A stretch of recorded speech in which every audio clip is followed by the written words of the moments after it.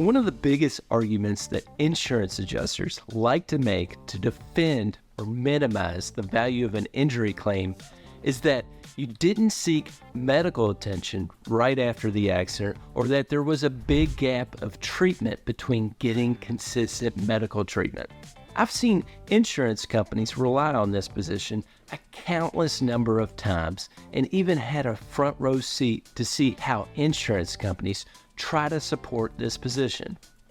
You see, I previously worked on behalf of insurance companies defending personal injury claims in court. Despite what the insurance company thinks about you not getting medical treatment promptly or delaying getting additional medical treatment, if you play your cards right and ultimately at some point get the medical treatment you need, you can still win your injury case. Let me tell you the story of my past client, Randy.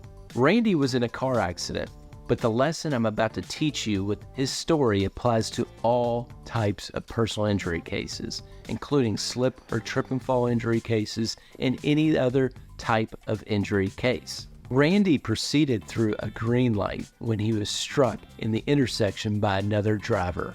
The other driver apologized for the accident and admitted liability at the scene.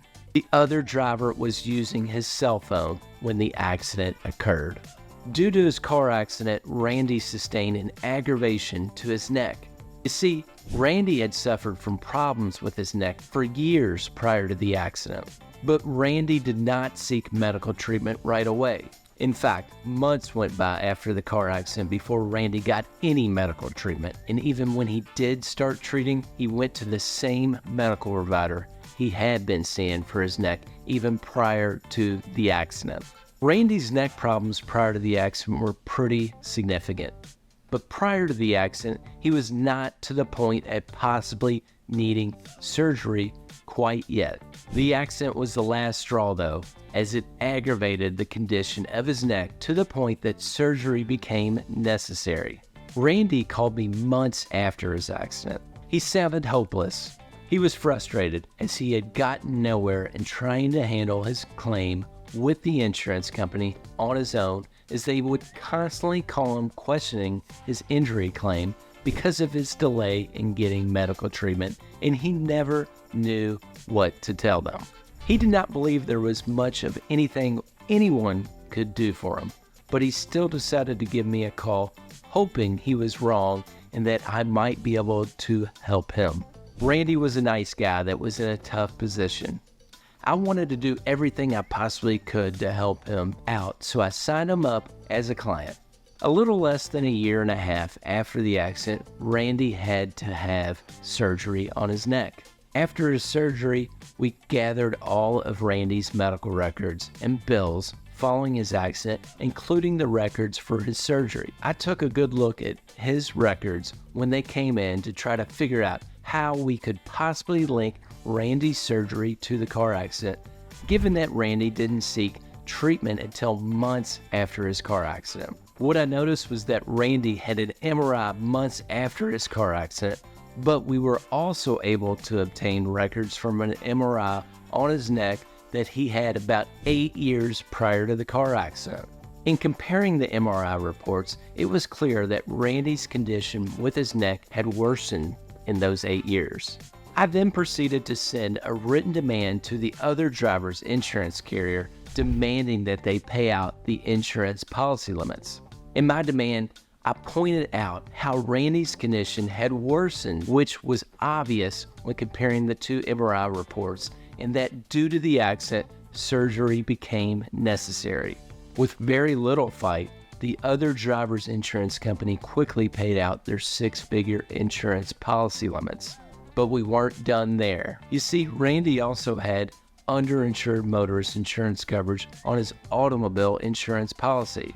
Underinsured motorist insurance coverage is a type of insurance coverage on your automobile insurance policy that allows you to pursue a claim for your damages in excess of any at-fault driver's insurance policy in the event the at-fault driver does not have enough insurance to cover all your damages. So after settling for the policy limits with the at-fault driver's insurance company, I sent a written demand for the underinsured motorist insurance policy to my client's automobile insurance carrier. It took a good amount of work and time, but I finally was able to pressure the underinsured motorist insurance carrier to pay out the six-figure underinsured motorist insurance policy limits, despite Randy not getting any medical treatment until months after his accident. Randy was happy with the settlement I got for him. When he first called me, he didn't think a payday like this would come for him.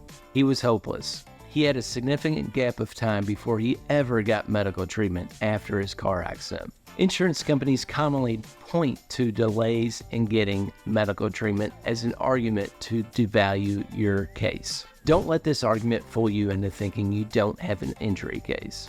Insurance adjusters are going to do anything they can to make you think you don't have much of a case. Just because you did not get medical treatment right away or had a significant time gap between getting any medical treatment does not mean your case necessarily has minimal value or no value at all. With all of this said, delaying your medical treatment is still never a good idea. It's of course in your best interest for your health to get medical treatment right away after sustaining an injury.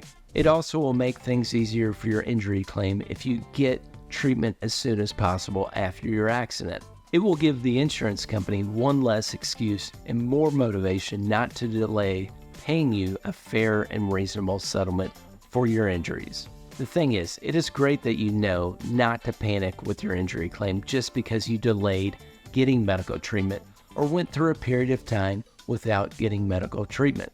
But what happens when the insurance company is only willing to make you a small offer to settle your injury case? Well, if that happens, it's quite possible it's going to take a considerable amount of time to work up your case to get a fair and reasonable offer.